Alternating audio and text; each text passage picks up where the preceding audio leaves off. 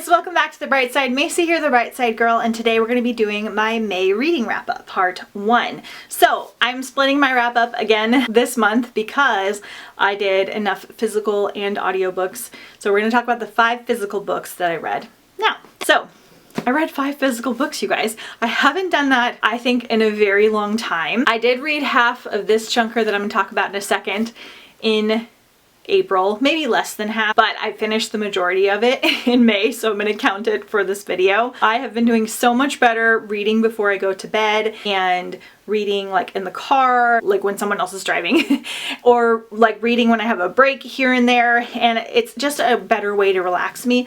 I adore audiobooks and I love multitasking, but the physical reading relaxes me a little more. So I finished another huge book, A Court of Mist and Fury. Yay! So I finally finished this book. I actually started this back in 2020 and then the pandemic hit and I don't know, I wanted to get through something a little bit faster and I stopped. So glad I picked this back up. I get the hype. I loved it. It went so much faster than I thought it was going to. The romance is great. I really loved it. I can't say too much about it and I don't really think I need to because of how popular it is. This is the second book in Court of Thorns and Roses. This is part of the unfinished series that I want to get to, so we're chipping away slowly.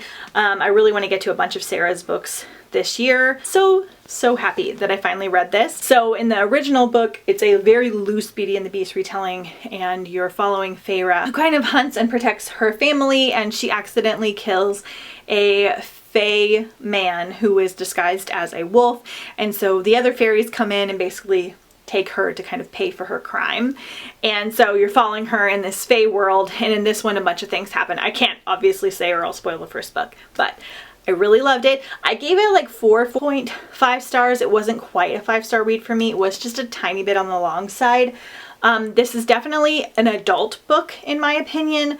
I don't know if it's classified as adult or new adult. There's not a lot of like smutty, sexy scenes in here, but there are a few, so possibly not appropriate for young adult, depending on the young adult. I really enjoyed it though. It was really great and I can't wait to read the next ones in the series. Then because May didn't have a readathon in it and I wasn't going to have a readathon through most of June, I was planning on doing like 2 weeks of themed reading just by myself for like a vlog, and I was going to do a steampunk week because I posted a poll on my Instagram and people chose steampunk, which was quite surprising. But a couple things happened. One, I was not in the mood for reading a bunch of steampunk back to back.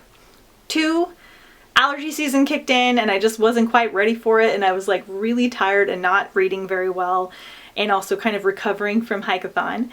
And then 3, you guys, I got really into watching the Johnny Depp and Amber Heard trial and I was like listening to it while I was working and things like that. I don't know. I felt like it was a big pop culture moment and I was just very curious and I got kind of wrapped up into it. So I didn't listen to very many audiobooks, or hardly any.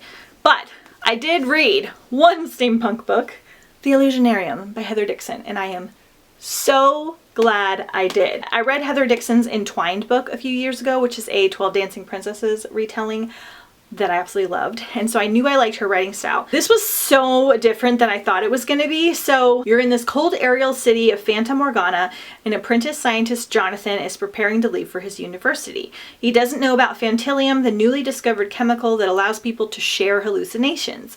Sometimes wondrous ones, sometimes appalling. He doesn't know he holds the rare skill to control these hallucinations to become an illusionist. He doesn't know that Fantilium can also open gateways to parallel worlds, or that he will soon be on an epic journey crossing cities and worlds to save his family and friends. He doesn't know any of that yet.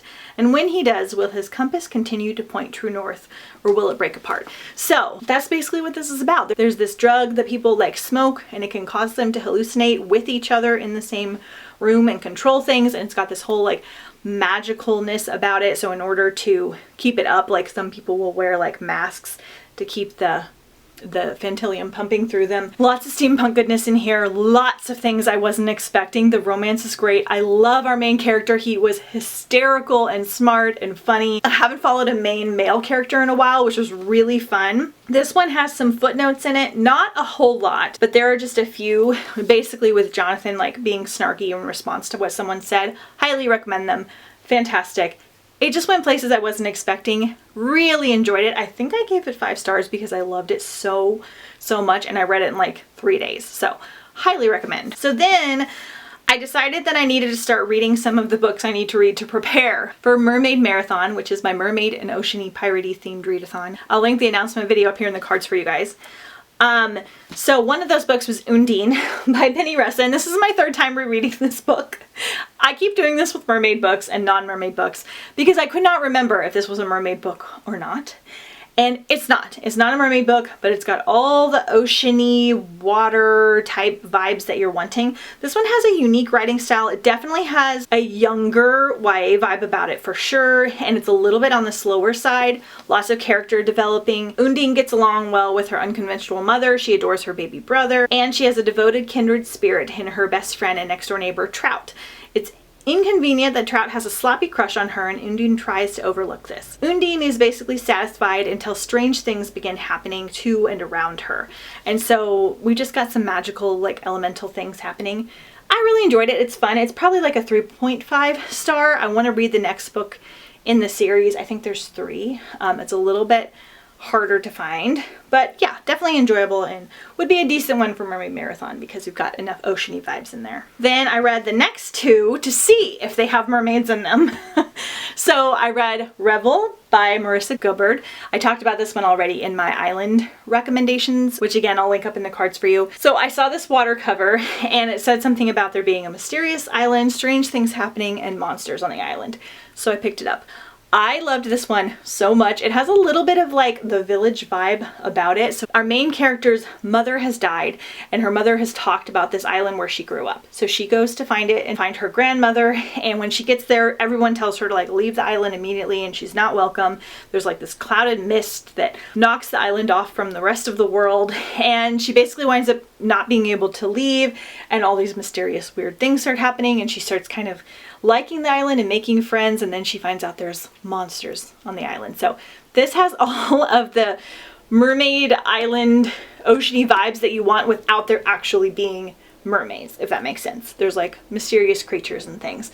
Highly recommend. Definitely a great book for summer. Really fun. Definitely has a younger YA vibe about it, but I thought it was a blast. Then I recently finished Inland by Kat Rosenfield. Again, picked this one up for the cover and also because it says, there was a shadow in the water, and when it moved beneath our boat, the sea opened its yawning blue mouth and swallowed my mother whole. So I was like, that has good potential in it. So this book, our main character has a mysterious illness that the doctors can't solve.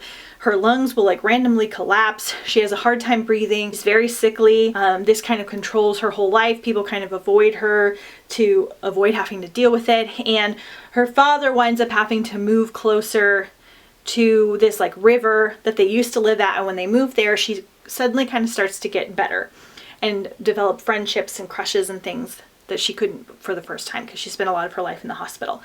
So has a lot to do with the illness in the hospital and things like that. And I'm not going to say whether it has mermaids or not in it, but trust me, this will work for Mermaid Marathon either way. It's got all of the vibes, a lot to do with water and oceany things, mysteriousness. Her mother is dead and she's not really sure exactly what happened, because she was with her when she was in the water and she drowned, and it was just this whole thing. Lots of mystery and lots not known until the very end, but I really enjoyed it. Highly recommend this for Mermaid Marathon. We have lots of prompts like islands and boats and things like that. So my mind for Mermaid Marathon, you want like oceany, summery, or even darker island style vibes, and this one will definitely work. I give this one 4 stars. So those are all the books that I physically read for May. I will have my audiobook wrap up here very soon. I think I read like 7 or 8 audiobooks. I had a pretty good reading month all the way around. I really enjoyed everything I physically read, which was awesome. So yeah, let me know if you guys read anything